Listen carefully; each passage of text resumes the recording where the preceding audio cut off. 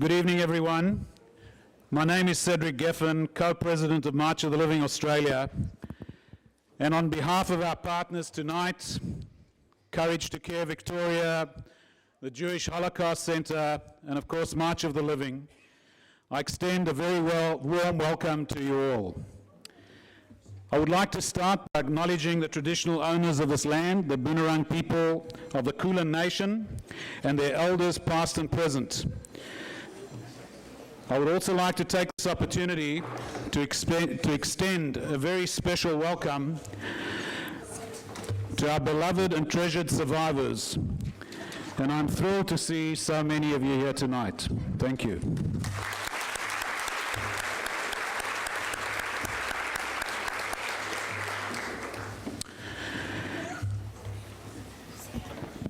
Although I'm by no means a Yiddishist or vaguely fluent, my basic understanding of the language has taught me to realize that there are a handful of words in Yiddish that translation into any other language simply does not do them justice. The word bashirt is one of those words. The literal translation or closest definition would be something along the lines of meant to be. How I connected to Heather Morris, our guest of honor tonight, and indeed how she connected to Lale Sokolov and his story, are bashirt in the extreme. Heather will clearly clarify how she got involved with this amazing story, and I will suffice to say that if it were not for a chance encounter between Ruth, my wife, who had just recently returned from her March of the Living journey, and Heather, in one of the many staff lunchroom areas of Monash Hospital in Clayton, the incredible friendship and bond that has evolved between Heather and my family over the last few months, and which has resulted in this evening, may never have happened. It was just meant to be bashirt. Tonight is a tribute to just one of the millions of incredible stories related to the Holocaust, so many of which have not, and unfortunately will not, ever be told. This book is an eloquent and touching account of a truly remarkable story that simply had to be told. An intricate and sensitive portrayal of a brave, tenacious, determined, yet caring, romantic, generous, self-preserving, but beautiful soul, told against a despair-filled, catastrophic environment with scenarios too harsh to even imagine. The story of Gita and Lale's steadfast and enduring love for each other in one of the most inhumane and subhuman circumstances known to mankind, alongside the cruel and harsh reality of choices, creates a dramatically vivid picture which captures, inspires, and enriches. This book, The Tattooist of Auschwitz, is a definite must-read. Ladies and gentlemen, we have a wonderful evening ahead, but before we start, just a few housekeeping notes. The bathrooms are actually behind us, behind this curtain, but I ask that you kindly exit, if you do need them, through the doors, down the stairs, and then turn left along the passageway, and you'll find them. At the end of the evening, we'll draw these curtains back, and refreshments will be available behind the partition, where Heather will also be available to sign your books. And due to us needing to vacate the premises by 10:15, I kindly ask that you try and keep your dedication wishes and requests from Heather sweet and to the point, so that everyone will get a chance to have their book signed. And finally, may I kindly ask, if you haven't already done so, please take a moment and check that your phones are off on silent. And now, without further ado, I would like to introduce Heather Morris.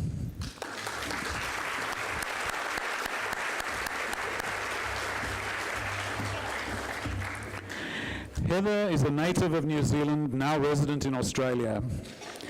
Following her passion for writing, she studied and wrote several screenplays.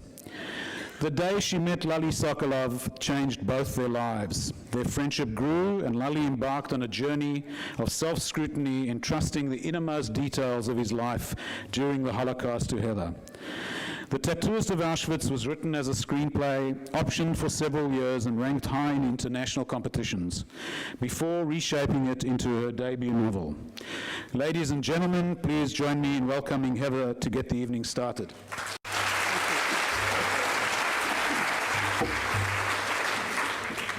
Thank you so much for being here this evening, and I want to start my thanks, which will be brief. First and foremost, to this man here, Cedric. Yes, a chance meeting in a kitchen at Monash Medical Centre got me to meet his wife, Ruth, and the rest now is history.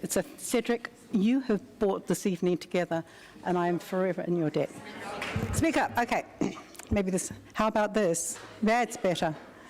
Thank you. All right. I have thanked Cedric. I now wish, of course, to thank the others involved in this evening, and the King David School, of course, for allowing us to come here this evening. The March of the Living, the people behind that, Courage with Care, part of this evening also, and of course the Holocaust Museum, the Jewish Holocaust Museum. Two more quick people I'm going to thank. My editor, my beautiful, wonderful, amazing editor, who I can't quite face, but she's here somewhere. Angela Mayer saw my story and asked to meet me. I wrote the story, I threw the words up in the air, they landed, she unscrambled them, and she put together, with my help, the Tattooist of Auschwitz. Thank you, Angela.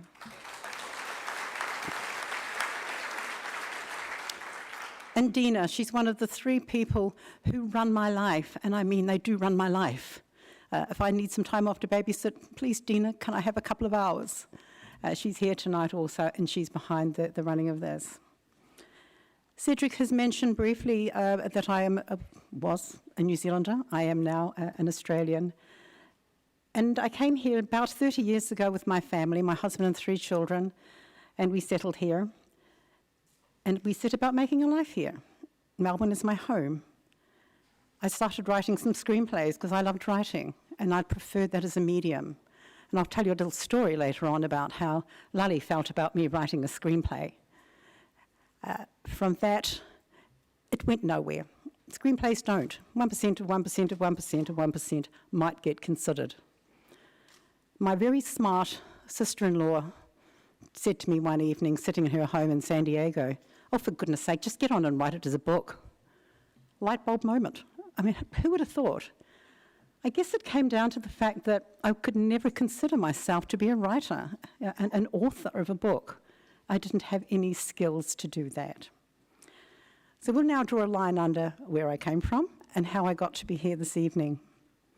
I got to be here because a friend of a friend asked me to meet Lale Sokolov. And I did. I walked into his apartment on the 3rd of December 2003, only a couple of months after his wife, Gary's mom, had passed away. I was met by a grief-stricken man and his 2 doggies. And for the first few times that I visited him, he was absolutely grief-stricken, as you can imagine. And he just wanted to talk, but he wasn't telling me everything. He wasn't even telling me part of it, really. He was telling me little snippets at bullet pace that I had to struggle to try and find the gems, but I knew they were there. And so I kept coming back. And I'm not a stalker by nature, but I kept coming back, and he kept opening the door, so we're on a good thing here. And then one day, we were playing with his dogs, or he was playing with his doggies, and they bought a tennis ball, and instead of giving it to Lale to throw again, one of them put it on my lap and would not allow Lale to take it. So I picked up the ball and I threw it. And at that moment, Lale turned to me and he said, "My doggies like you. I like you. You can tell my story."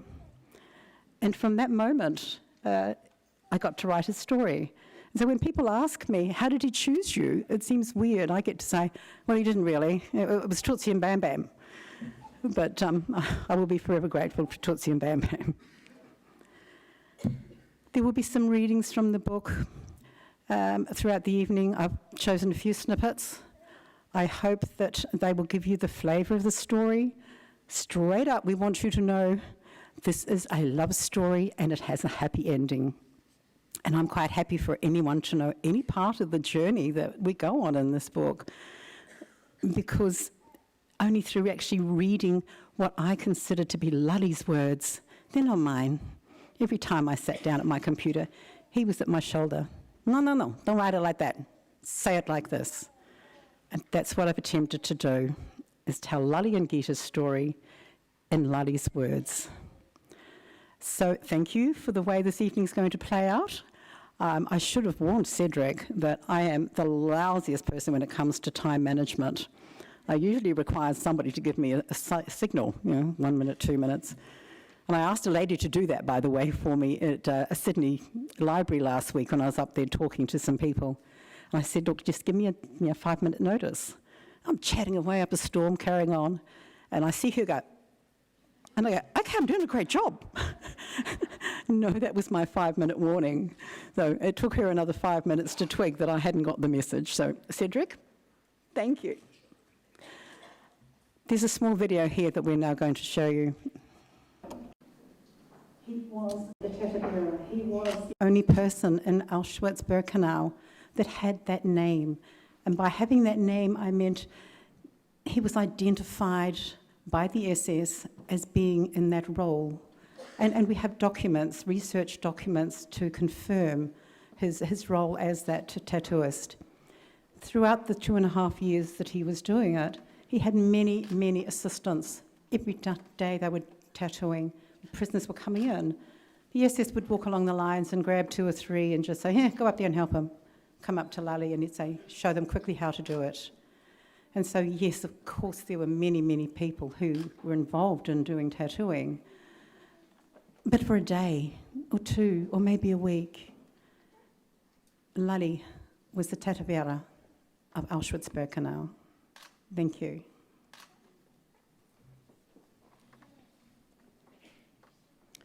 I have to put my glasses on now. I'd like to read you the prologue to my story. It just gives you the hint, the flavour of what the book is going to be about, and I'll keep it brief. I cannot read it in the same beautiful voice that the amazing British actor Richard Armitage has just recorded for me, but should any of you want to hear it being read by the king of the dwarfs out of The Hobbit, Richard Armitage has recorded it, and he does a much better job. Lale tries not to look up. He reaches out to take the piece of paper being handed to him. He must transfer the 5 digits onto the girl who holds it. There is already a number there, but it has faded. He pushes the needle into her left arm, making a 3, trying to be gentle. Blood oozes. But the needle hasn't gone deep enough, and he has to trace the number again. She doesn't flinch at the pain Lale knows he's inflicting. They've been warned. Say nothing, do nothing. He wipes away the blood and rubs green into the wound. Hurry up, Pepin whispers. Lale is taking too long. Tattooing the arms of men is one thing. Dividing the bodies of young girls is horrifying. Glancing up, Lale sees a man in a white coat slowly walking up the row of girls. Every now and then he stops to inspect the face and the body of a terrified young girl. Eventually he reaches Lale. While Lale holds the hand and turns, Lale holds the girl's arm as gently as he can, the man takes her face in his hand and turns it roughly this way and that. Lale looks up into the frightened eyes. Her lips move in readiness to speak. Lale squeezes her arm tightly to stop her. She looks at him, and he mouths, shh. The man in the white coat releases her face and walks away. Well done, he whispers, as he sets about tattooing the remaining 4 digits, 4902. When he has finished, he looks up, holds onto the arm for a moment longer than necessary, looking again into the eyes. He forces a small smile. She returns a smaller one. Her eyes, however, dance before him, Looking into them, his heart seems to simultaneously to stop and begin beating for the first time, pounding, almost threatening to burst out of his chest. He looks down at the ground as it sways beneath him. Another piece of paper is thrust at him. "Hurry up, Lale," Pepin whispers urgently. When he looks up again, she is gone. Thank you.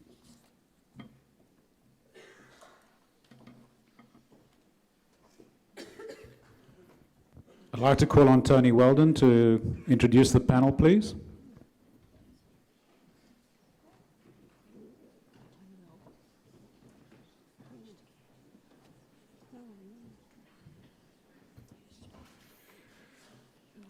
Thank you very much, and I'd first also like to acknowledge the country that we're standing on, originally that of the Kulin Nation, but also the work of Cedric and March of the Living in arranging this evening, and thank you very much for asking Courage to Care to join with you, and we hope that this is the first of many joint activities. Can I start by just asking this wonderful audience, who of you knows something about Courage to Care? Well, I'll sit down again. That's very reassuring. For those of you who don't, the one or two who seem to be in the audience, we run a travelling exhibition and educational program now in its 26th year. And our goals are twofold. One is preserving the memory of the Holocaust. We all know that unfortunately in the wider world, events that happened 70 years ago start to recede into the mists of history, and this must never happen. But we also focus particularly on the actions of the righteous among the nations and those like them who helped save Jewish lives, and hold those individuals and villages and countries and diplomats up as examples of moral, ethical behaviour that young people today should observe in their lives.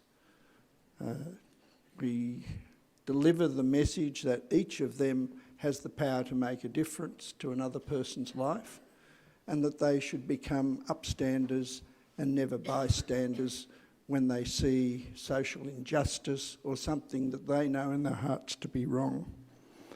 So since 2000, the program, we've had over 100,000 secondary students from around Victoria participate in the program, 7,000 last year, and the organisation depends entirely on the work of volunteers. If you want to know a little bit more about what we do over supper, we've set up one of our incursion units, and we can show you a little bit more of what we do. So now I'd like to introduce the panel that we have the privilege of hearing from tonight. Firstly, Sue Hampel. Sue holds a master's degree in Holocaust and Genocide Studies. She taught English and history for over 30 years at Mount Scopus. She's currently working as International Programs Coordinator and Tutor in Holocaust, Genocide and Post-Conflict Studies at the Australian Centre for Jewish Civilization at Monash University, and she's co-president of the Jewish Holocaust Museum. In 2001, Sue founded March of the Living Australia, handing over to Cedric in 2010. Since then, she has led numerous groups of both students and adults to Poland and also to Rwanda. In 2015, Sue was appointed as an accredited education expert on the Australian delegation of the International Holocaust Remembrance Alliance. Sue is a well-known public speaker and has been recognised for her community services by receiving numerous awards, including a Medal of the Order of Australia in January 2014 for service to the community through the promotion of understanding and tolerance. So this is Sue.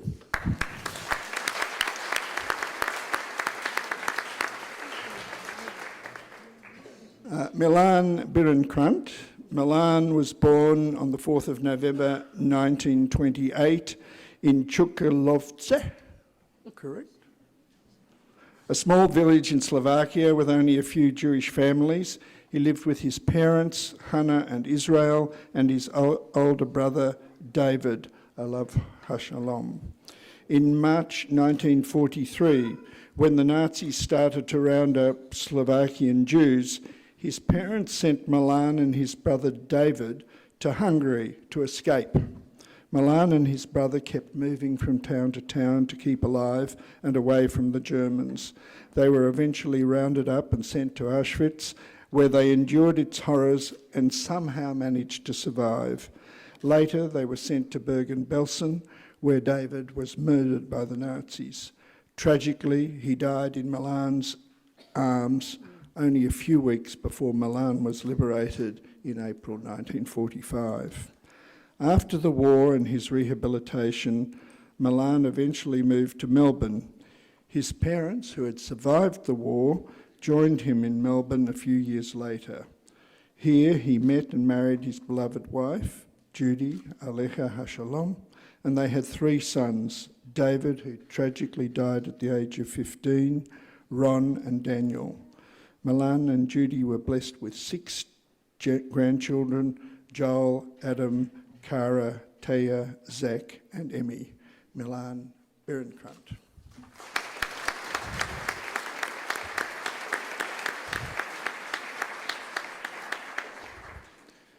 Joe Tiggle.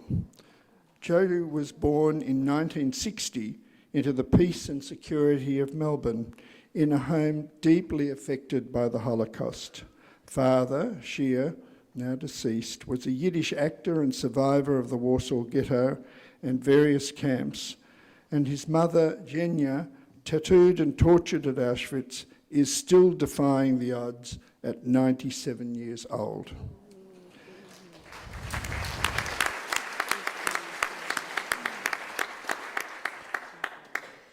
I believe she was too busy to come here tonight. Yiddish language and culture manifesting in Die Goldene Kette, the golden chain, binding us as Jews, was and remains an identity driving force, and Joe has had a lifelong participations in organisations such as the Kadima, Skiff, Shalom Aleichem College and March of the Living. As a son of survivors, the experience of loss, trauma and uprooting of lives to rebuild here in Australia has carried a weight of responsibility to the mantra of never again. Joe Tiggle.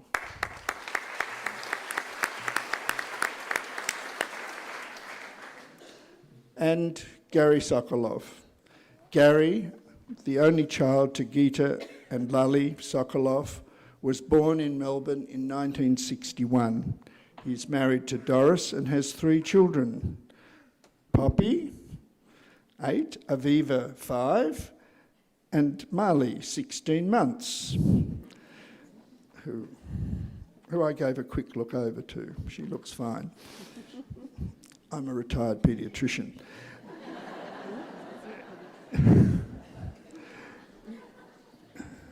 After hours Medicare, Gary attended Mount Scopus Memorial College like so many sons and daughters of our Holocaust survivors, and graduated from Monash University with a Bachelor of Business degree. Gary works in health insurance. And so Gary Sokolov.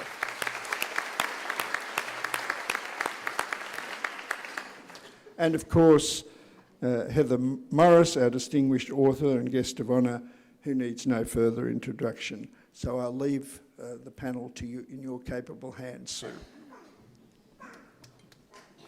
Good evening, everybody. Can you hear me? I've got a microphone here. Yes? Loud and clear? Let me know if you can't hear me. I'll try and talk loudly. Hi, everybody. Welcome to this evening, and thank you all for coming.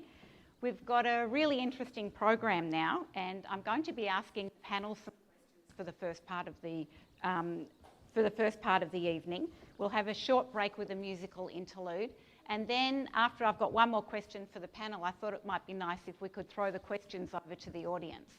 So that's sort of the way we're going to run with the evening. So before I start, panellists, just keep your answers short, okay? There's a lot to go through, so just to try and keep your answers to the point. So I might start with Heather. And Heather, I'm going to ask you to read the excerpt from the story where Lale arrives at Auschwitz. And then we're going to talk about that. Is this working? Up close. Push Up close and personal. Yeah. Am I good? No. Really close. Really close. Yeah, right up to the mouth. Any better? No, right up to the mouth. Yeah. Okay. I think I'm now engaged. How was that? Please, people at the back? Yes. Louder. Oh my, I chose today to have a cold. Okay, thank you. After the 2 days, the cattle train stops again. This time there is a great commotion outside. Dogs are barking, orders are yelled in German. Bolts are released, wagon doors clang open. Get down from the train, leave your possessions, shout the soldiers. Rush, rush, hurry up. Leave your things on the ground. Being on the far side of the wagon, Lale is one of the last to leave. Approaching the door, he sees the body of the man killed in the skirmish. Briefly closing his eyes, he acknowledges the man's death with a quick prayer. Then he leaves the wagon, but brings with him the stench, covering his clothes, his skin, every fibre of his being.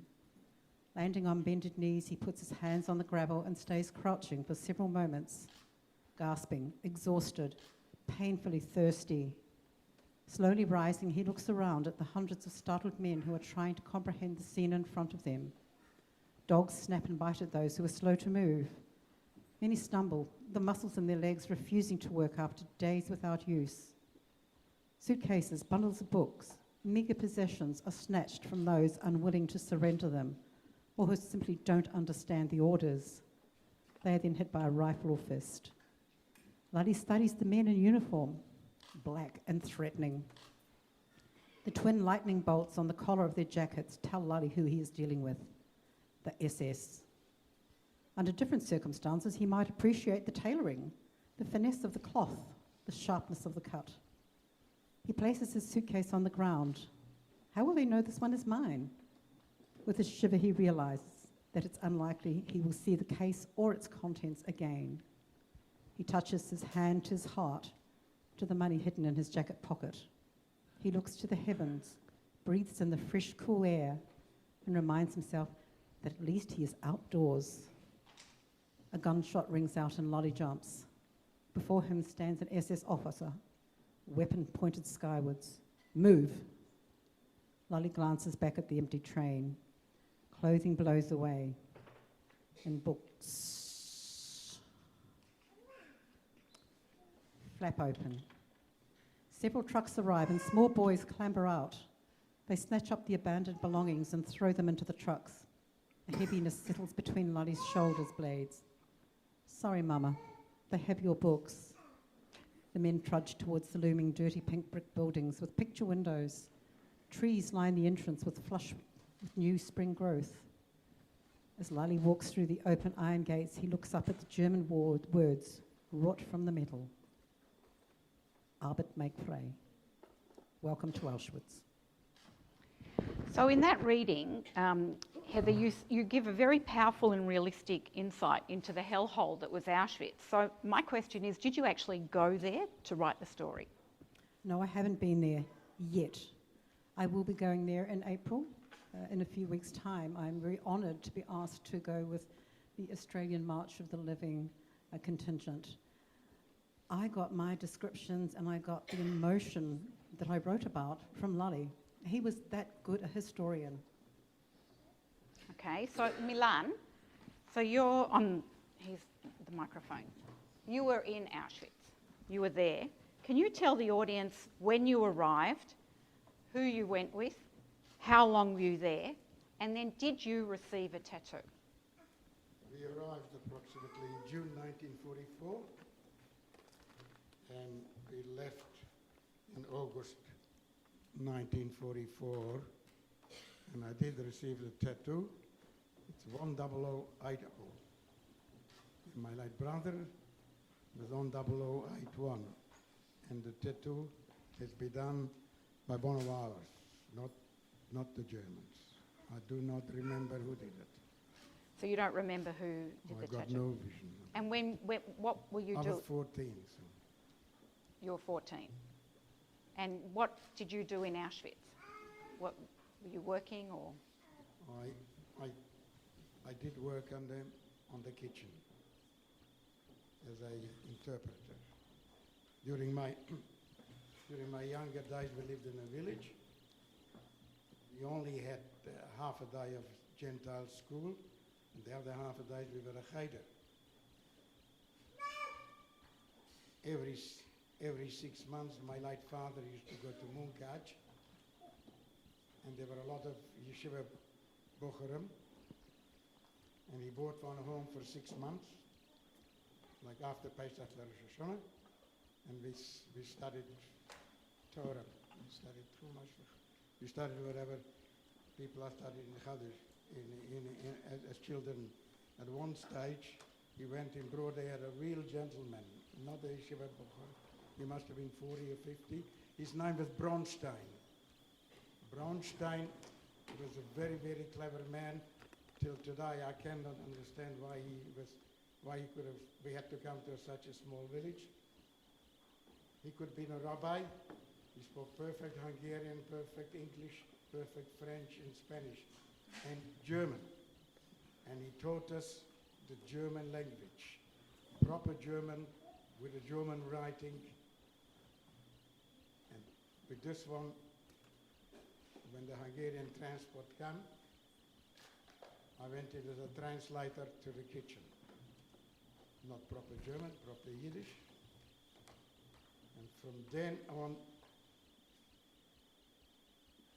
I was first escaped from the oven. There's been an appeal, and my late brother, who was a very strong and big man, at a ripe old age of 15. At the ripe old age of 15, I just interrupt a little bit. We were in Hungary, in the yeshiva, and when the Germans came, the rabbi wouldn't come to the school, to the shul on Shabbos, unless my brother, at 15 years of age, went to escort him.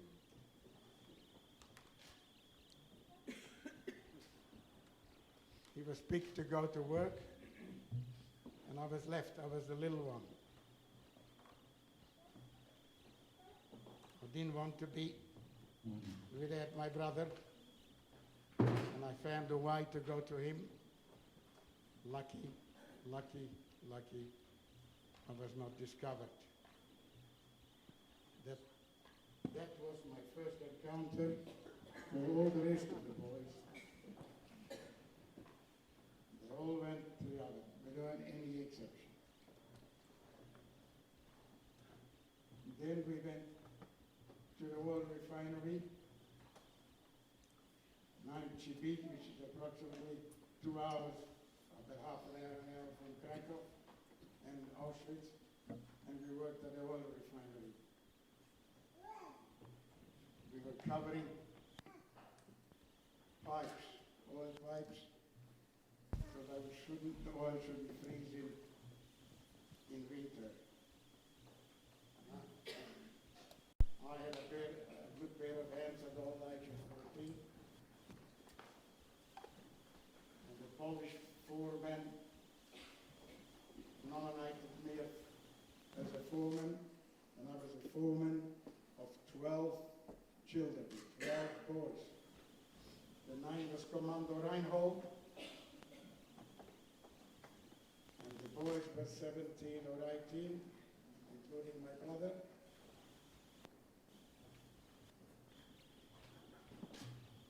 At that time,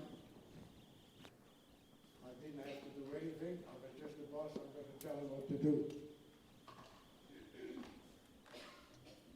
At the end of the day, practically nothing was done. We had a German guard with us. I've been called up. What's going on? It was very very lucky. He let me off. From this day on, nobody listened to it. All the work has been done by my brother and myself. And later on, in a few years' time, I said, what's the matter with you? 17, 18, 19-year-old boys will listen to a 14-year-old boy.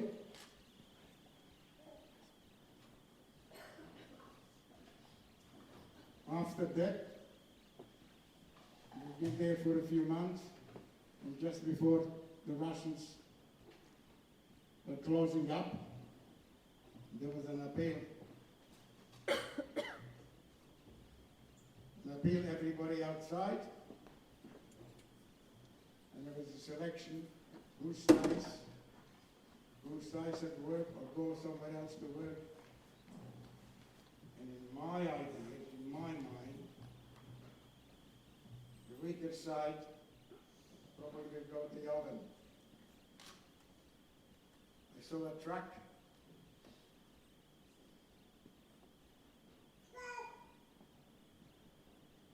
Standing, a beige-colored truck.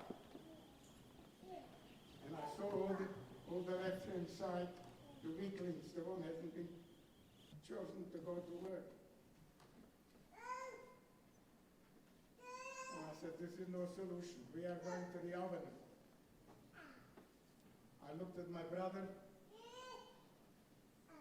What is he going to tell my parents when he comes home? At no stage did I think that my parents would not survive, and I did survive.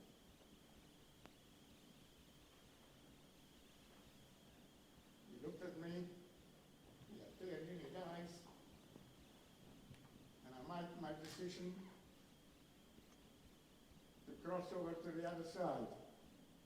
And the decision was very simple.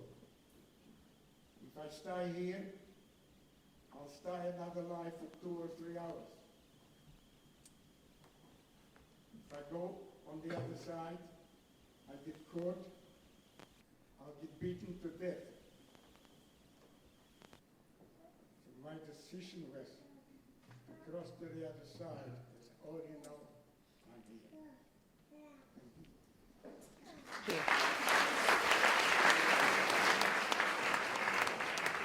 So, we'll come back to your story, Milan. In the audience, actually, we have a well-known Holocaust survivor and guide, Tuvia Lipson. And Tuvia spent 4.5 years in Lodz Ghetto and was deported to Auschwitz in August 1944. Tuvia, do you recall who gave you your tattoo, and how did you feel about being tattooed at the time? Put it this way. It was very painful when they tattooed me, because only yesterday I found out the instruments that they did use. But I was crying for other reasons whatsoever. My mother in 1943 said, children, as long as we have your name and your bed and your quilt, you're still a human being. Once that will take away, that's the end of you. And then I started to cry. And do you know who tattooed you? Pardon? Do you know who gave you the tattoo? Yes, I met the Tattooist in Holocaust Museum here in Melbourne. Okay, so I don't know if you heard that. So Lale gave Tuvia his tattoo. And he verified that in Melbourne. And he discovered to me a secret. They had an order how size of the letters and the numbers to be. It comes to get a large, they reduced it to a minimum, not to have letter to find. That's what he said, and I can prove it to my hand. So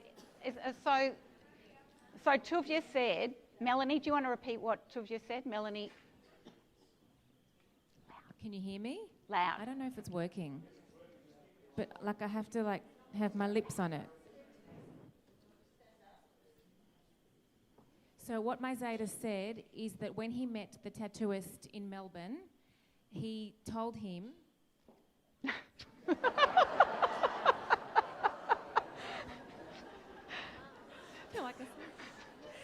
he told him that when he tattooed the prisoners from Lodge Ghetto, which is where my Zeta was from, he didn't want to hurt them. So instead of doing the numbers of the size of the numbers that he was ordered to do, he did them a little smaller, and he didn't push as hard to not hurt them. One of my Zeta's number on his arm, the 0, the 0 was faded and it's missing, and you can see it's quite a small tattoo on his arm. I don't know the Lodgy story. Well, I asked you the general. Okay. No. Okay, so there may even be other stories of people as well who may have been tattooed by Lale. But Gary, Heather, can you just read a little bit about Lale tattooing prisoners?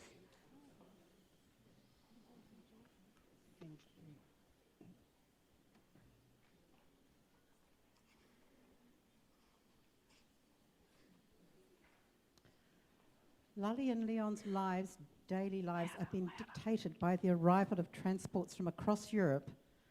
As spring becomes summer, they do not stop coming. Today, the pair are working with long rows of female prisoners. The selection process is taking a small distance away. They are too busy to pay attention to it. An arm and a piece of paper appear before him, and they do their job over and over. The prisoners are usually quiet, perhaps sensing evil in the air. Lale suddenly hears someone break into whistling. The tune is familiar, perhaps an opera. The whistling goes louder, and Lale glances in the direction. A man in a white coat is walking their way. Lale puts his head down, attempting to keep to the rhythm of his job. Don't look at faces. He takes the paper, makes the number the way he has 1,000 times before. The whistling stops. The doctor now stands beside Lale, emitting a pungent smell of disinfectant. Leaning over, he inspects Lale's work and takes the arm he is midway through tattooing. He must be satisfied because he moves on as quickly as he arrived, bastardizing another melody. Lale looks up at Leon, who has turned pale. Boretsky materializes beside them. What do you think of our new doctor? Didn't really introduce himself, murmurs Lale. Boretsky laughs. This is one doctor you don't want to be introduced to, trust me. I'm scared of him. The guy's a creep. Do you know what he's called? Mengele. Heard Dr. Joseph Mengele. You should remember that name, Terevera. What was he doing at the selection? Her doctor has made it known that he will be at many of the selections as he is looking for particular patients. I take it being sick is not a criterion for him. Boretsky doubles over laughing. You can be so funny sometimes, Terevera. So what's interesting about that passage, Heather, is that everybody says that Mengele was involved in selections. A lot of people say they met Mengele, they saw Mengele, dealings with Mengele in Auschwitz. But in fact, there were 22 doctors who were working on the ramps during this period of time. What makes you convinced that Lale met Mengele? Everybody? I've got 2 stories to tell you about what convinced me. First of all, Lale told me, and he knew because he worked with him so many times. He knew because he saw his name at the selection process. Lale was in the administration building getting his instructions every day. Now, if that's not enough to convince me that this in fact was Mengele he dealt with, fast forward 60 years, Lale takes me to the Holocaust Museum here in Melbourne. He's my living guide, and we're walking around, and he's actually quite clinically telling me about the things I'm seeing and describing them quite dispassionately. And he got a little bit ahead of me and around a bend, and all of a sudden I heard this voice screaming, "You bastard, you beeping bastard." And I turned and ran to him, as did everybody else in the museum that day. And there was Lale standing a foot away from a photo of Joseph Mengele in his white coat taken in Auschwitz. And he was trembling, he collapsed. We had to assist him out and help him to recover. Now, nobody has a reaction like that to a photo 60 years on if in fact you hadn't known and been beside that evil, evil man. Milan, did you want to say something? Mengele, everybody met Mengele. When you come in from your train, with Mengele, he's with the God. He'll tell you if you're going to live or you're going to die. My brother, who was 15 years of age, I was always following him, and he told Mengele, he said, how old are you? He said, we're coming from the farm, I'm 18 years of age. To the right. Well, my brother says he's 18, I'm also 18. I also told him I'm 18 years of age. So everybody who came to Auschwitz from the train, Mengele decided who lives and who dies. Gary, thank you for being part of the panel, and it must have been, this whole story must be quite amazing for you. So, did your parents speak about their experiences during the Holocaust? When did you find out about your father's position? How did you feel about it? Thanks, Sue and Cedric, for allowing me to be part of this. So, Loud. is that better? Yeah. Okay, so my mother was very much a closed book and really didn't speak much at all about what happened. My father, very different. When the crowd would get together, as Auntie Itzka, Mrs. Hirsch can verify, they would, for some reason, all of them would like to tell their stories. And so I was fortunate not only to hear my father's story, but a lot of other Holocaust survivors, because they were all very proud about the fact that they actually managed to survive. And one of the stories I heard on a very regular basis from all of them was how they escaped. In answer to your question about how I found out about my father, so I was about 11 years old, and there was a series on television, I don't know who remembers it, called The World at War. And it was very important for both my parents, for me to get an understanding of the environment of that time. So I would be sitting in the television room by myself while they was in the kitchen every Tuesday night, I think for 11 or 12 weeks, watching this series. My parents actually never came in, but it was very important for them to watch. I didn't know at that stage what my father had done, but probably about a month or maybe two later, we were walking down Inkerman Road, and there was a gentleman on the other side, and I remember it like yesterday. His name was Sam Pearl.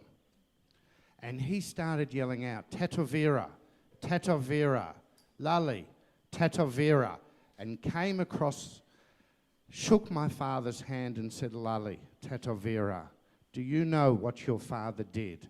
He saved my life.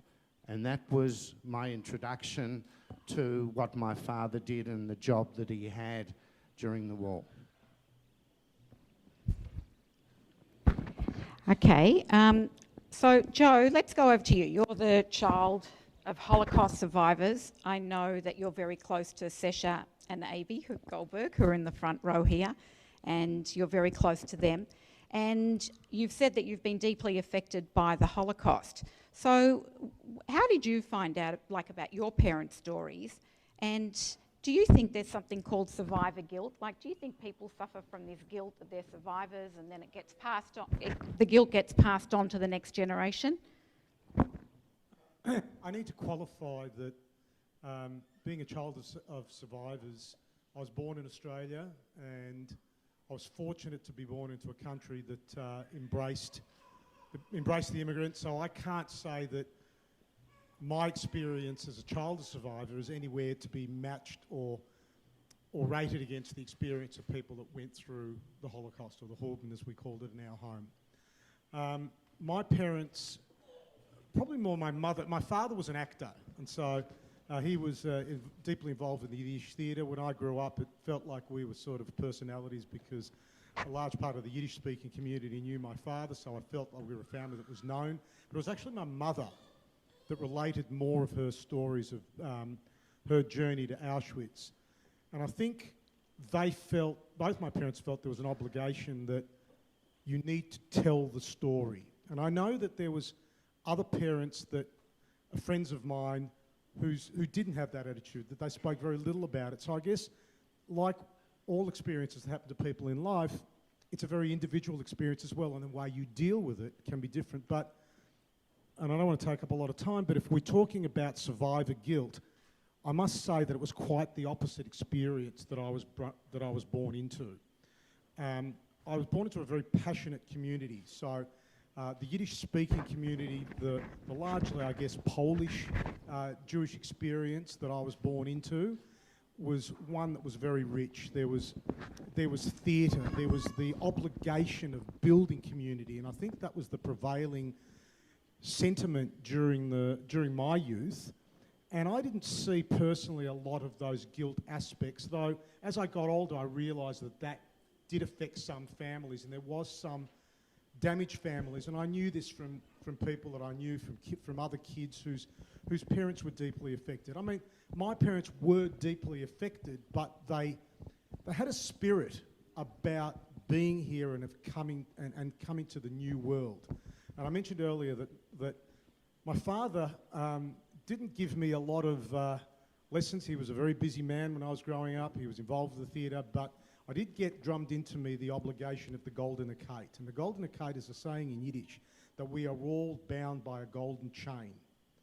And I remember my father died quite young. I was only 20 when he died, and he was lecturing me on the importance of marrying in and not marrying out. And if you want to hear about the golden kite, start having a discussion about, it's okay to marry out. And my father says, you weaken the chain. And I guess that was a prevailing attitude. And one of our other close friends, Bonawina, who some people in this room would know, who was the president of the Bund, president of the Kadima, and was sort of a very enigmatic character who was very close to our family, came to my home when I got married. And he talked about survivor guilt to us just after we were married. You had to pour him a scotch and then he would start talking. Johnny Walker Red, nothing else. And he said, learn one thing, and that is be proud to live. He said we had to pull people out of the mire that they were in after the war, and these organisations help people understand that you be proud to live, that you overcome the guilt, and that your collective experiences don't let them win. And so for me, I can only speak of my experience as a child of survivors. I don't think I have been affected with any of that guilt. I'm certainly affected. My Jewishness is affected by it. My view of the world, what I see happening now, the fears and the anxieties that I and some of my friends see with changing tides of understanding and forgetting and manipulation of history. That these are all reasons why I've been involved in the past with March of the Living, with the Kadima, is that it's not just important to keep the flame burning, but actually to spread the word. So I think it's certainly the opposite of guilt, to answer to summarise the question, that we are a unique community in some ways. I see much more spirit in the Melbourne Jewish community than I've seen in some of the other Western communities I've been to, especially the American experience. I think we've got we're bound more here by the Holocaust experience than I've seen in other countries. So yes, I'd have to say that that's not been the experience that I've seen. So I might throw that over to you then, Gary. So how did you feel growing up? Did you have that sense of a spirit? Did your parents give you that sense of spirit about being alive, being in Melbourne? Did you find that you had any guilt? So I think I was also very fortunate in that growing up, my father and my mother were very, very proud of the fact that they had managed to survive. It was very important to them. There was one moment, and Heather will remember this very clearly, where my father, actually, it's the first time I ever actually felt him comment about some level of guilt. So while Heather was writing the script, she actually asked my father if there was a chance that he could go back to Auschwitz, would he go? And he responded with a actually really big smile on his face, and he said, yes, I would love to go. And I was actually quite surprised. I'm pretty sure you would have been at that reaction. So Heather asked me, so why would you want to go? And he just looked at us and he goes, because I need to apologise to all the people's lives I couldn't save. And I think from that was the only moment of guilt or regret that he would have had.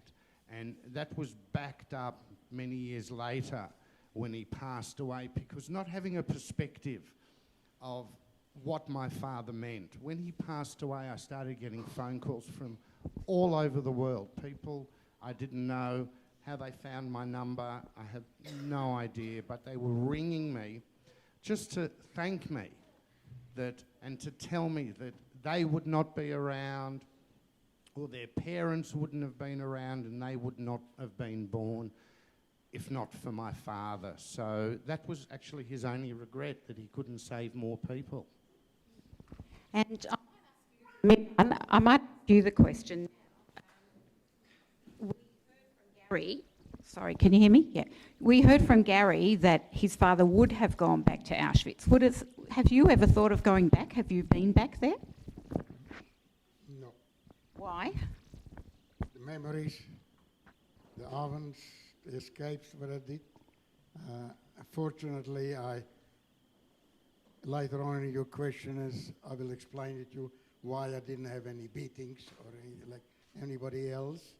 But I've seen what happened. What the Germans did to do it at random. You know, one night they came in, and there was a whole block. They took the whole block. Maybe two of you will remember this. One night they came in and like that in Zigeunerlager, and they took all the gypsies and took them to the oven the whole night, all of them, the whole night. It was, no, I don't want to see him. I don't want to go back there again, ever again. So I'm going to throw to Heather, because we're going to have a short break in a minute. And Heather, can you tell the audience when Lale thought that you were going to make the script into a movie, what did he say to you? Who did he want to play? Who did he want? He was really tickled pink about the whole idea of the movie and a film. He didn't get the concept initially. Try this one on. Okay. He never got the concept of what a screenplay was. We'll do something about this. Okay, have we? Right. The notion of a screenplay, it was quite foreign to Lale, of course. And so I explained, a screenplay is the document that turns into a film. And fine, okay, he got that. So the next question was, so who's going to play me? I said, I don't know, who do you want to play you? Brad Pitt was a good-looking boy, he said. I was a good-looking boy. Brad Pitt it is. So I had to point out to him that, no, Brad's too old already. So we then started going to movies. He wanted to find the perfect person. I'll identify the perfect person straight up, who he wanted to play Gita. It was Natalie Portman. No other person would do for that. So we go to the movies. I said, oh, hey, there's this new movie out. It's called The Notebook. Bit of a tearjerker, but there's this chap in it. He's tall, dark, and handsome. His name is James Marsden. Okay, we go and see the movie. Off to South Yarra we go, to the village at the jam factory. James Marsden comes on, and Lale looks at him, looks him up and down, turns to me and goes, yeah, not bad. Okay, well, it's not going to work. And so I settle back thinking, oh, well, we'll just enjoy the movie. 10 minutes later, a naked from the waist up Ryan Gosling comes on the screen. Lale is on his feet. He's pointing to the theatre. That's me, he should be me. And I pull him down and give him 101 and sitting in a theatre lessons. 10 minutes later, Gosling's back on the screen. He's back on his feet. And he's talking to everybody in the theatre. Don't you think he looks like me? He should be me. And after him carrying on, everyone decided, okay, yeah. And they gave him a round of applause. Totally vindicated Lale's thinking that Ryan Gosling and he were like that. Do you think that you will sell the rights and make a film out of this with Ryan Gosling? Yes and no with Ryan Gosling. The film rights to the story and to the book are currently in Hollywood, and they are being considered by some very serious big hitters. And I'm told, be patient. Thank you. Cedric, over to you. Music played a huge part in the cultural and personal resistance of many survivors, as well as those who were less fortunate. Itai Franco will now sing the famous song Eli Eli, known to people all over the world as a hauntingly beautiful prayer written by Hannah Senesh, who volunteered to become one of 33 people chosen to parachute into Europe to help establish contact with partisan resistance fighters in an attempt to aid beleaguered Jewish communities. On June 7, 1944, at the height of the deportation of Hungarian Jews, Senish crossed the border into Hungary. She was caught almost immediately by the Hungarian police and tortured cruelly and repeatedly over the next several months. Despite these conditions, Senish refused to divulge any information about her mission. Throughout her ordeal, she remained steadfast in her courage. And when she was executed by a firing squad on November the 7th, she refused the blindfold, staring squarely at her executors and her fate. Senish was only 23 years old. In 1950, Senish's remains were brought to Israel and reinterred at the military cemetery on Mount Herzl in Jerusalem.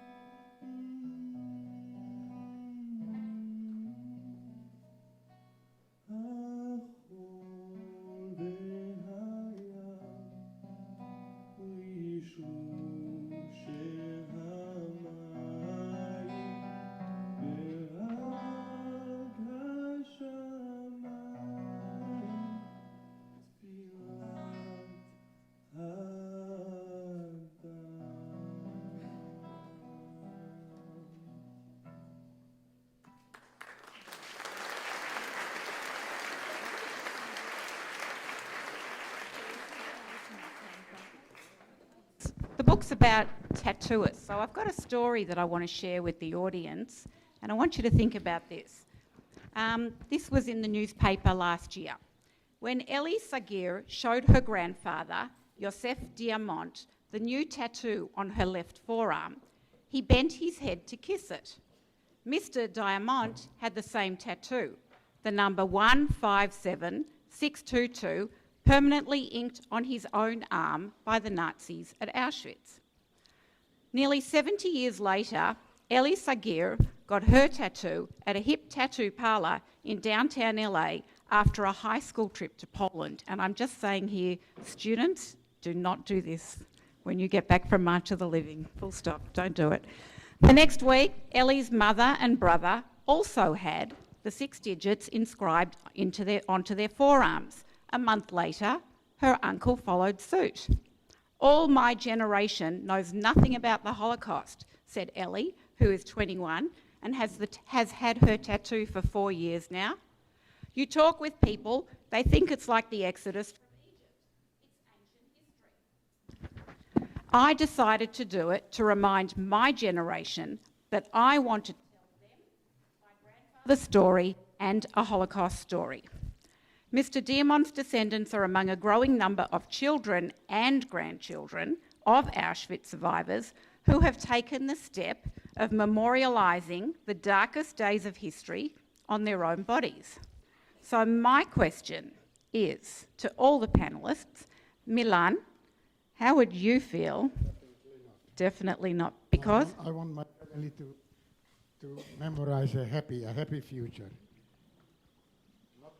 The Holocaust, forget it. And as I'm going to tell you later, God created the world, so you should forget. Otherwise, we could not survive if you wouldn't forget it. I suffered for them. It's their time to be happy.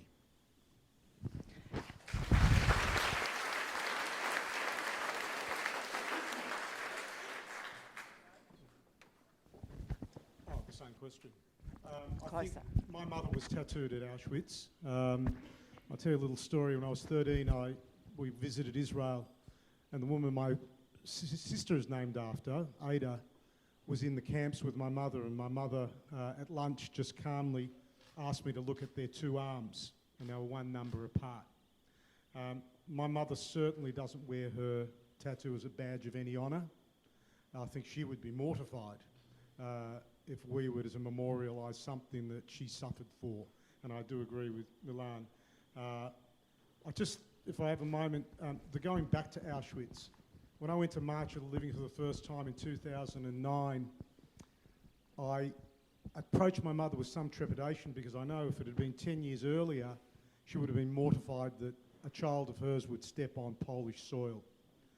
But I have to say, you know, symbols are symbols, but when you stand at Auschwitz, when you go back, and unfortunately the first time I went back it was 24 degrees, the birds were chirping, the sun was shining. It wasn't the Auschwitz that I had in my mind of leaden skies and you know, a heavy atmosphere. We arrived at the gates of Auschwitz and it was into the gardens next to the crematorium, and it was a real attack on the senses, because this is something that I'd been imbued with, my mother's experience at Auschwitz. Symbols are one thing, but being there, I encourage people, and if I just have the moment of your attention, you know, with what we're hearing about Poland, is not to retreat from sharing knowledge and not to retreat from standing your ground around the experience that we carry with us, that torch. It's something that's it's deeply affected me just reading the papers in the last few weeks. So, you know, to go back to the question, the anger doesn't subside in our parents. I mean, my father was an angry man about his experiences, but it's a pity I don't have my father around to see his response to what the world, where the world now sits with remembering, right? So that's our obligation, if I can sort of make that point. Okay, so Gary, now, I'm interested to know your opinion on this question. Would you consider having one or both numbers on your arm? It's interesting that you ask the question, because just under a week ago I was sitting on the balcony with some friends of mine, and they were telling me this trend that's going on, especially in Israel, where they're all getting a number tattooed on their arm. So my initial thought was, well, I'm going to need to get two, because they both had a tattoo. And then as I thought more about it, about 10 years before my mother passed away, she woke up one morning and said to my father, I need to have this number removed. I can't wake up looking at it anymore. And I think that actually says a lot. There are many, many other ways to remember the Holocaust, to find out about it, to learn about it. I doubt very much that I would ever venture down that road of actually having a tattoo, because it, in my mind, would be fermenting the way the Germans thought about degrading us by putting a tattoo on every Jewish person they could. Okay. I'm going to ask Tuvia, because Tuvia has a different opinion about this. Tuvia, if your granddaughter next to you wants to have a tattoo, what would you say, your tattoo on her arm? I'll go first, because we actually had this conversation. I don't know if anybody else here saw a movie at one of the film festivals called Numbered. So I saw that movie as well, and after I...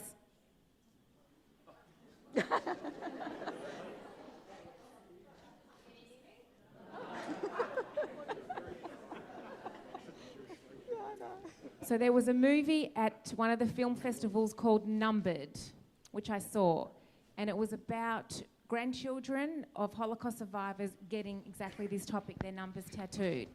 And one of the boys who got the number tattooed said when he goes out, and it was on his arm, when he goes out, when he walks down the street, when he meets new people, they say, what is that?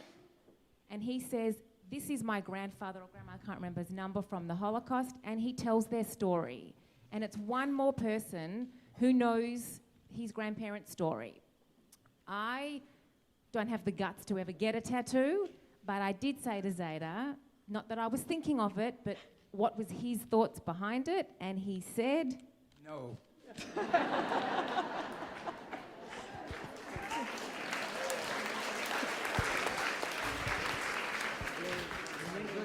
By doing that, you're minimizing what happened, because you can't imagine how much tears that left when they tattooed me. And there's a Holocaust survivor, Sue, yeah? She wants to, or somebody wants to say something. Oh, daughter? I'm daughter. It's okay? I'm the daughter of Elke, who was an Auschwitz survivor. Is that better? Yeah. Okay. Mum sitting here is an Auschwitz survivor, and I was fearful with my grandchildren that as time passes and as we no longer have Holocaust survivors, that they won't know anything. I asked my mother if she would mind if I tattooed her number, and she agreed, surprisingly. So I have her number, and my grandchildren do ask me about it, and I tell them her story. And they will tell their children, and hopefully by that, and other children asking me, what is that number? The story, our story, will never be forgotten. Yeah, A.B. Goldberg, who is a volunteer guide, my very good friend at the Holocaust Centre. Doesn't work. Well, Use this one. Come next to the no. I know how to manage it. I'm speaking very much, a lot of time with a microphone. And it's the same microphone. Well, I've heard also survivors, the children of survivors, but people are forgetting that not everybody who went to Auschwitz had a number. I was in Auschwitz longer than others and have not a number. My wife was in Auschwitz, she hasn't got a number. But every person who survived and went to a camp out of Auschwitz was known also by a number. I had a number on my jacket. And second, when I've heard here, I went with Joe. Well, it so happened that we were very close friends with his mother and her father. I met them for the first time in 1945 when I came back from Poland from a mission, and I got the address in Salzheim near Frankfurt am Main from the Bund to give them a certain messages. Well, but we have to remember, a shame or not shame. The shame is not ours. The shame is for those people who gave those numbers, not ours. Of course, we are not proud with those numbers, but we should never forget. And I remembered the last word of my mother when I came to Auschwitz on the 29th of August 1944 from the Lodz ghetto. My mother knew immediately that she is not going to survive. I stood in front of Dr. Mengele, and what I can see, nobody mentions it, or maybe I didn't see, when he did selection, not always, he was immaculate in his SS uniform, and he had also a conductor's button. And when he made the selection, he did it with his button also. Well, I immediately knew who he was. I didn't know his name then, of course. And I saw him on many occasions. I was for 3 months in Auschwitz, in Birkenau and the gypsy camp. And I was told by a German Blockführer to avoid to get a number. Why? Because in the gypsy camp was also known as the quarantine. what meant the quarantine, because Auschwitz was 40 square kilometers of camps. And in those camps, people were killed, were murdered, or died. And so I always needed replacements. I came, we had to line up. And a selection was. And the one who were chosen, if they had a number, so I were taken in a special barrack across where I was. So I were locked up. Next morning, so I were taken to the gas chambers. And this German, who was a social democrat, well, I can't tell you the story. Maybe it will come out by the end of this year, because I think a book will come out with my story.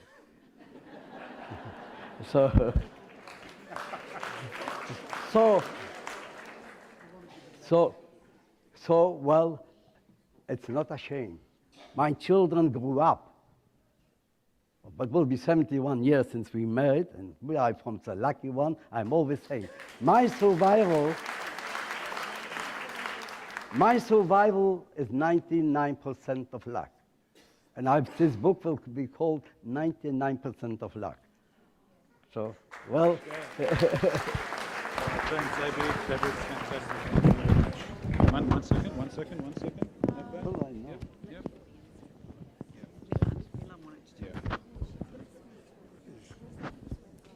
I just want to tell all these lovey-dovey children and the grandchildren who love their parents and grandparents so much, they want their number on it. Don't do that. Love them, and don't, when they get ripe and old, don't send them to the nursing home. I bought my parents the best place in the new place in Emmy Monash. I paid millions of dollars. Don't put the number on it. Take him home, leave him home, forget the number. That's how you love your parents. Wow. We've got time for a couple of questions from the audience. Anybody would like to ask any of the panellists anything?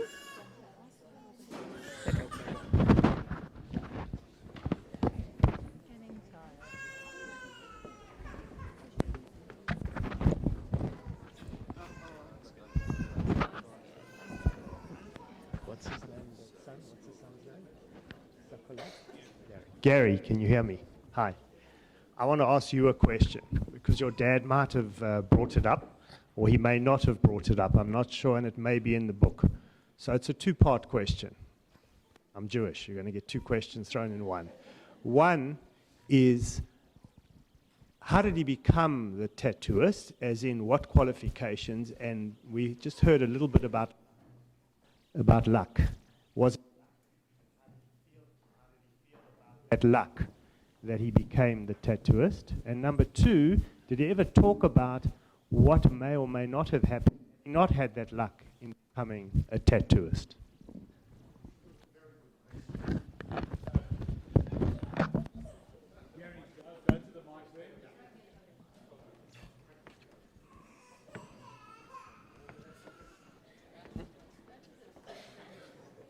Technology. So I think that's a very good question. So my dad sized up very quickly the environment he was in, literally on the very first night, where he wanted to go to the bathroom, and there were three gentlemen sitting on a roll of toilets. A German soldier walked in, shot the three of them, and pushed them in the toilet. When a man comes up to you in an environment like that and says, I'm going to teach you a profession that will save your life, how do you possibly say no to that? So to answer your question, I don't think he might have thought about it for a very short time, but this was an opportunity for him in an environment that he didn't know how much worse it was going to get. There were no gas chambers when he first arrived. It was very early in the transport, and really he was part of the construction crew. What was your second question? I'm sorry. How did he feel, or did he ever discuss, had he not had that opportunity, Look, you never know. People survived that didn't have the job that he had. It certainly made it easier for for him to survive? Did he feel any guilt about it? Look, when he arrived, I remember him telling me that he sized up what was going on and he promised himself one way or another, not only would he get out of there, but he wanted to outlive every single German person that was involved in doing what they did to the Jews. So, I suppose, no, he didn't feel guilty. He was, as you said, you've got to be lucky. He was lucky. For whatever reason, someone took a liking to my dad, a non-Jewish inmate who had the job before him and needed some help, and offered my dad the job. If I was in that situation, I wouldn't think twice either. If someone comes to you and says, I'll teach you something that will save your life in this place, why would you not jump at it?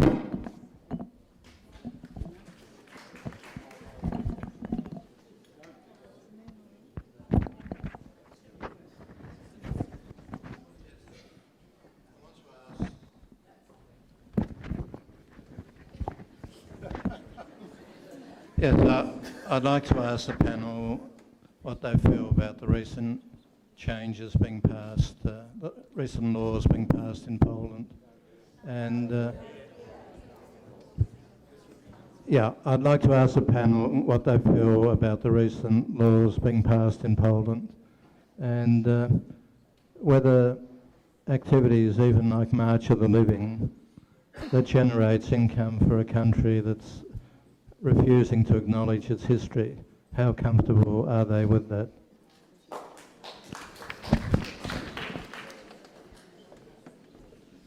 That's a pretty... So the question is, it was to the panel, how do we feel about the new laws that have been passed in Poland in terms of their stance on Poles not facilitating during the Holocaust or being deemed that they weren't Polish death camps?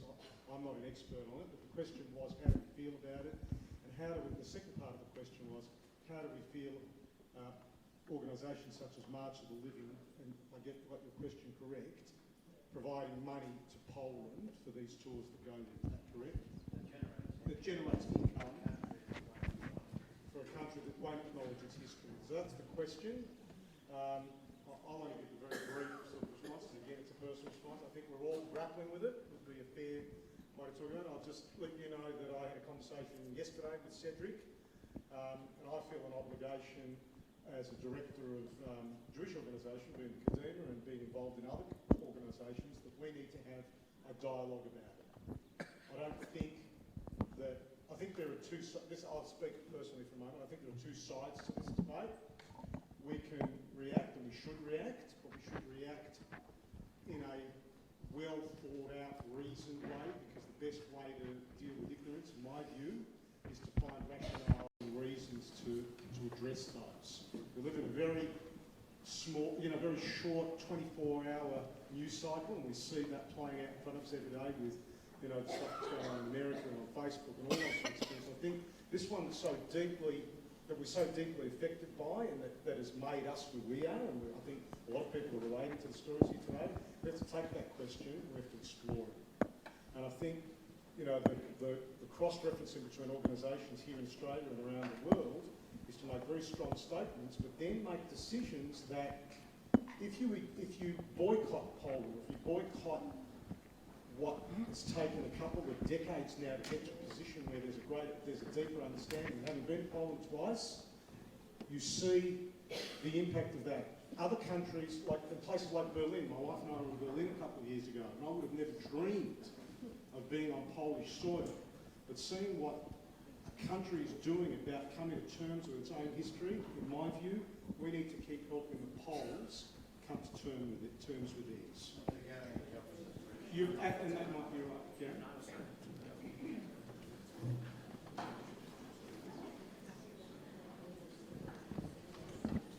So it's interesting that you asked this question, because my wife and I were actually talking about this very topic when I read what was going on my phone. And in any environment, there's good and bad. From my perspective, a non-Jewish Polish person offered my father a job that saved his life. when my dad escaped from Auschwitz and went to another camp as a political prisoner, a non-Jewish Polish person, and the non-Jewish underground that were part of this steel mill, when my father was recognised by an SS sergeant, killed that SS sergeant on behalf of my dad to keep my father alive.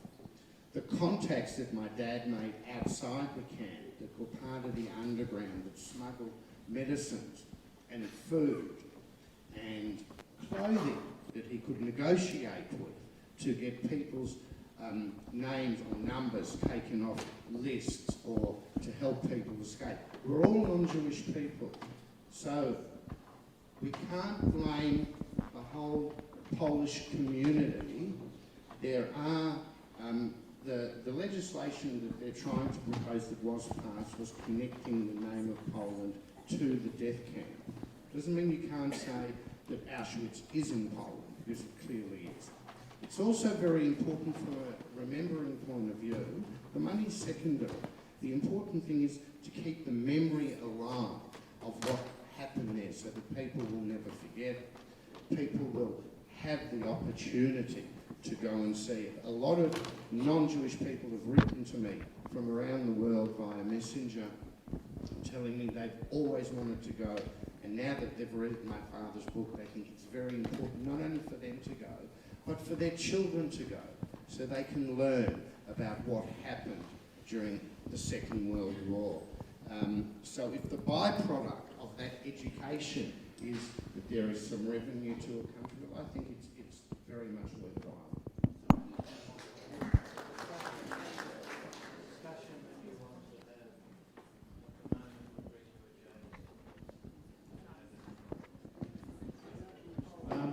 If I may take poetic license here and just intervene, we do have a lot of other questions.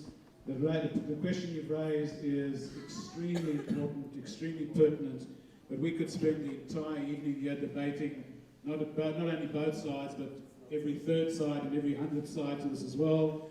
So thank you for the question, and I'd like to move on, if I may.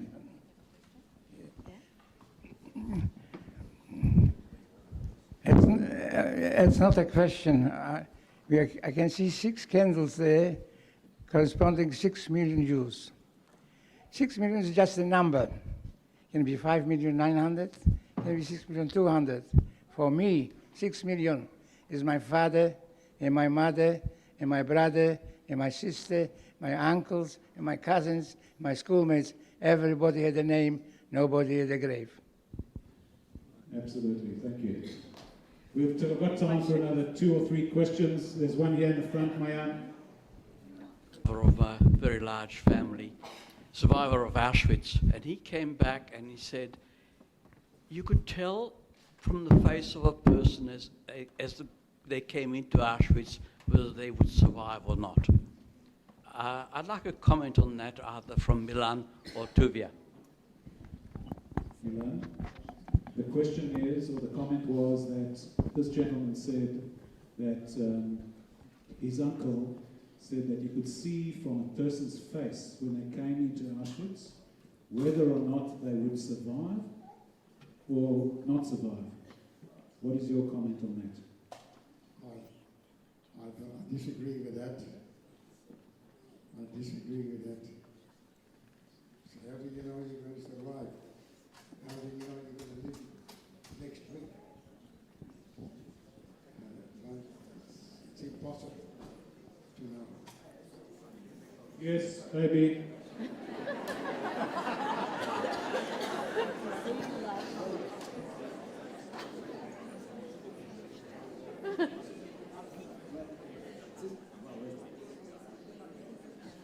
Can you hear me? Yeah.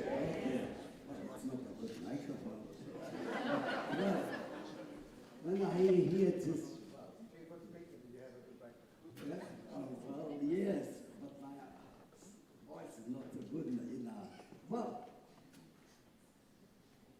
But people should not forget that every Jewish person in Europe, in occupied Europe, or the person was 1 day old, or as old as we were at the time.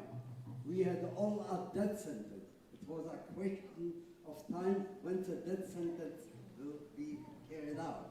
This is why I'm saying all of us who survive, doesn't matter where, is 99% of love. And this is how we should see to it and how we should visualize it. But otherwise, when we say, when the soldiers could see that he's going to survive, well, look at it.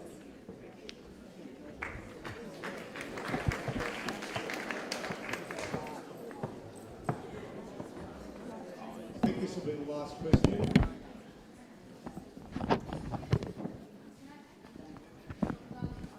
Hi.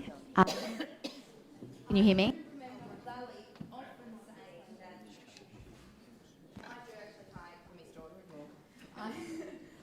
remember him actually saying that quite a bit. Obviously you can't tell from one day to the next whether you are going to survive. People would get shot going to the toilet or just making one wrong move.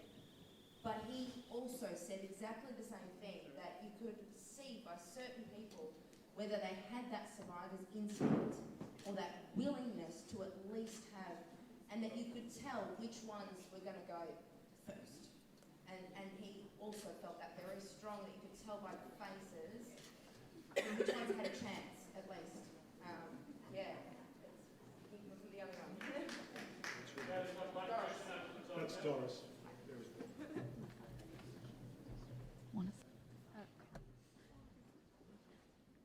I just wanted to ask specifically to Milan. My maternal grandmother, my buba, she was very against me going on March of the Living this past year, and she doesn't like us to feel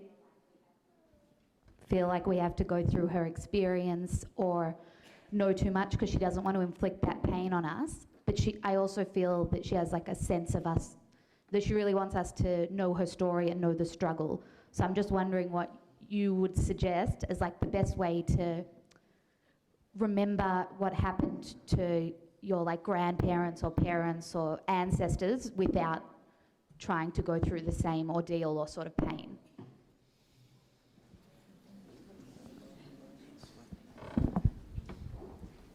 So the question is really, what would you say about, well, it's actually like the question that I had. If there's a universal message or a question, how do you want your grandchildren to remember? What message do you have for that young generation?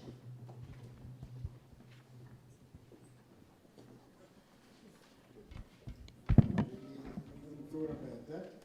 I think you bring up your children and remembering the Holocaust, how important the Holocaust was. In one of my previous speeches, I said that this Holocaust is the worst Holocaust since the creation of the world. And this Holocaust will not be forgotten, and my children know, and even my grandchildren know more about it. What's going to happen past them? I don't think so. I'll be here. I don't know. But this Holocaust was one of the worst which ever happened since the creation of the world. I said it before. During the Egypt time, we had the Shavit Levi, who was exempt from going to Egypt. During the Spanish Inquisition, we had conversion. On Purim, which is coming up, Haman says they should get from old to old young. If the redemption would come, somebody would stay and be alive, and the Jewish people would survive again. But in Hitler's time, after 3 generations, if you are Jewish,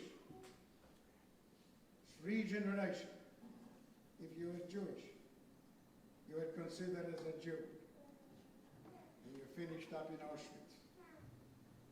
This is why I feel the importance to this generation to remember, to come to the meetings, and they all remember what's happening. And I just don't want to talk about it anymore.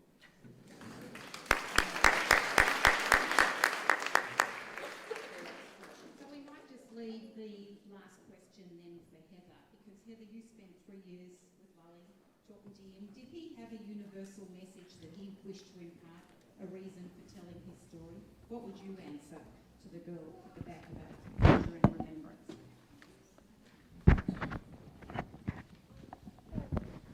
Thank you. He had a saying, Lale, every morning. If you woke up that morning, it was a good day. And he told me he spent all his life by those words. In terms of remembering, I think hopefully books like this, and if I could, I'd write another 1 million more. This is what will hopefully live on. Not only mine, I mean, gosh, just think about Levi and Primo and all those other wonderful pieces of literature. I can't quite call mine literature, I think it's not quite got to that stage, but stories, the written word, people gathering in halls like this to hear people talking. And yes, Milan, and years to come, those people will be your descendants, and hopefully then their descendants. But I'm not Jewish, but I know that these stories will live on forever, and that your people and your descendants will continue to tell them. And that's what Lale would have wanted. Least we forget.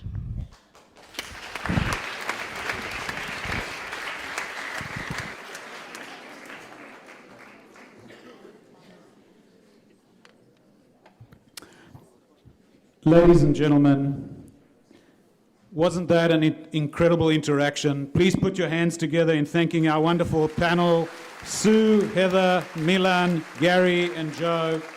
And thanks to everyone for your questions as well. The evening hasn't ended. I'd like to call on Pauline Rockman now to come up to the podium. Thank you.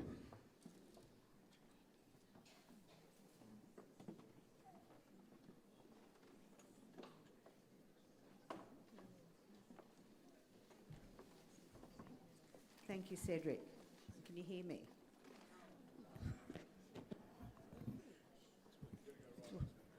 Okay. Good evening. As Cedric said, I'm Pauline Rockman, and I'm co-president of the Jewish Holocaust Centre, a place of education and commemoration established by Melbourne survivors over 33 years ago. And I'm delighted to be in attendance at what has been a most interesting evening. Kol hakavod to all concerned. At the Jewish Holocaust Centre, it's customary to light 6 candles at many of our events to honour and perpetuate the memory of the 6 million Jews who were murdered in the Holocaust. And I'd like to call first on Abi Abram Goldberg to light the first candle. But don't turn the light off yet.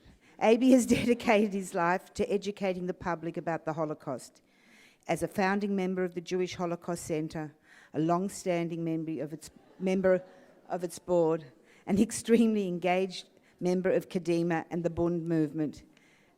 He's been on the March of the Living a number of times, and indeed is an inspiration to young and old, as you've had a bit of a taste this evening.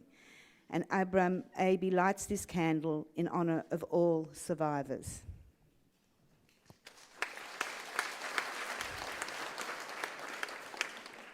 The second candle will be lit by Ron and Daniel Bierenkant, sons of Milan, our survivor on tonight's panel. Ron's children, Joel, Adam and Kara, and Daniel's children, Taya and Zach. And they'll light the candle in honour of the legacy that the survivors have nurtured rich and meaningful lives as they created for themselves and the future generations here in Melbourne.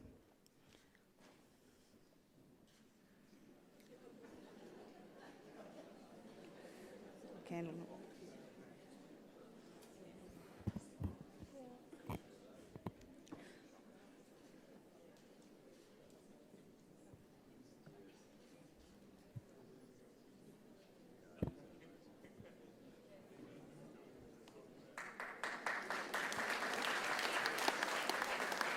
I'd like to invite Anita Kaminsky, daughter of Gus Kaminsky, who together with her father and mother were recognized by Yad Vashem as righteous among the nations on February the 15th, 1979, to light the third candle in honor of all those righteous among the nations who put their own lives at great risk to save Jews during the Holocaust.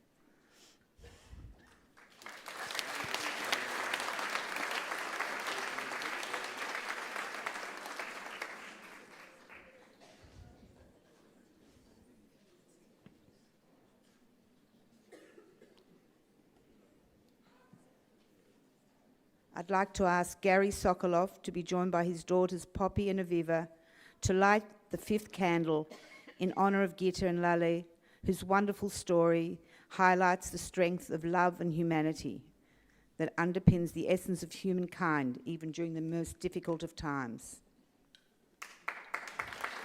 Is that the thought?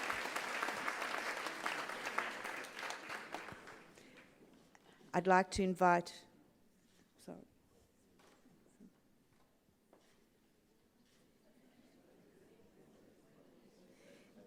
Erin Spitz, a 2017 participant on the Student March of the Living, in honor of the 250,000 student and adult participants in March in the Living programs and the many more still to come, who go to Poland and then to Israel to learn and engage with the greatest tragedy inflicted on world Jewry, and then on to Israel to witness the inspiring rebirth of the Jewish people in our homeland.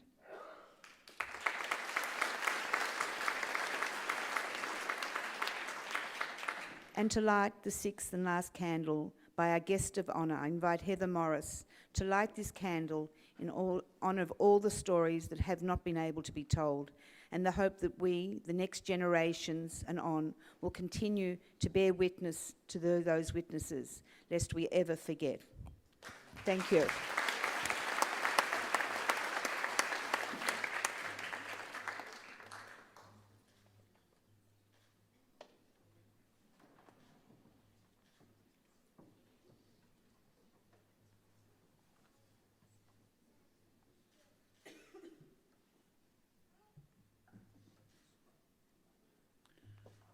Shirley?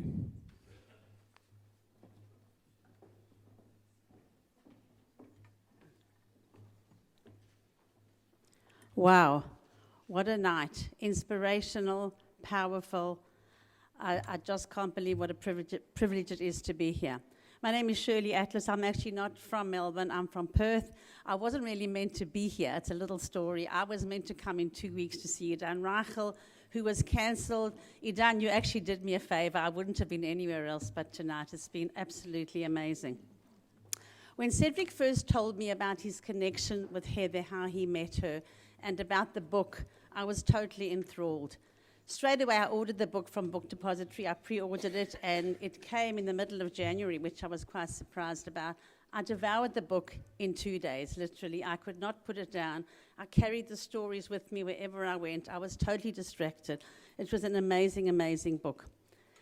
The story haunted me. It still continues to haunt me, especially hearing Heather and Gary tonight, and it's just brought it all home. A few days ago, actually, I heard an interview that Heather did with Richard Feidler on the ABC, some of the stories which we heard tonight. And from the interview, I was struck by her patience, her humility, her humanity, her perseverance, and her ability to gain Lale's trust, which must have been really difficult for him. Also her compassion, where on his deathbed, she promised him, that nobody would ever forget his story. And Heather, you've done that for us. It's amazing. I have read many, many books about the Holocaust in all shapes and sizes, but this one touched me in a way, a very special way. I was inspired by Lale's zest for life, his resilience, and his determination to survive, the risks he took in order to survive, and also to survive with his integrity and his dignity intact.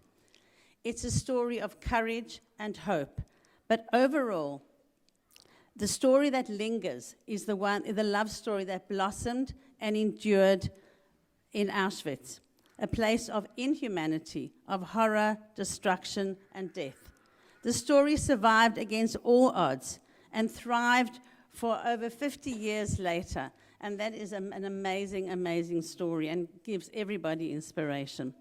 When we educate about the Holocaust, it's not the facts and statistics that people necessarily remember, but the faces and names of individuals. These stories that we hear of individual people try and make a little bit of sense to actually make sense of the 6 million victims of the Holocaust. And the Tattooist of Auschwitz absolutely is a testament to that. I guarantee anyone who reads the book, you will never forget Lale, you will never forget Gita, you will take this story with you forever. And Heather, I'm hoping that we can immortalize it even more when the movie does come out. And now for some thank yous.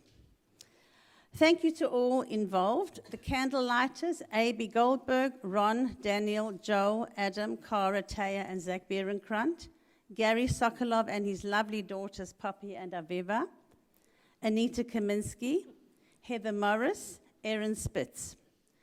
To our presenters and partners, Dr. Tony Weldon, OAM, Chair of Courage to Care Victoria, Pauline Rockman, OAM, Co-President of the Jewish Holocaust Centre, singer Itai Franco, our amazing panelists led by Sue Hampel OAM, Co-President of the Jewish Holocaust Centre, our panelists Milan Berenkrant, Joe Teagle, Gary Sokolov, of course our wonderful author Heather Morris, for your very insightful and really emotional reflections and observations. Mark Light, principal of the King David School, and his exceptionally accommodating events team for so graciously and very happily enabling us to use this fabulous facility. And last but not least, our MC and host, Cedric Geffen, co-president of March of the Living Australia. Without him, this night wouldn't have happened. Cedric, you've coordinated this amazingly, so thank you very much to Cedric. And thank you all for coming.